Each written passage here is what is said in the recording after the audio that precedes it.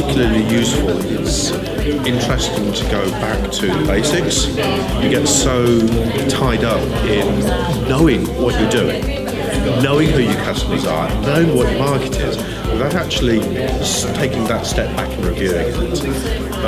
What today's done is trigger that opportunity to actually just have a review, look back and think, are we taking the right approach? Are we dealing with the right customers? I think it will be particularly useful, not just for the charities I work for, but for other organisations as well.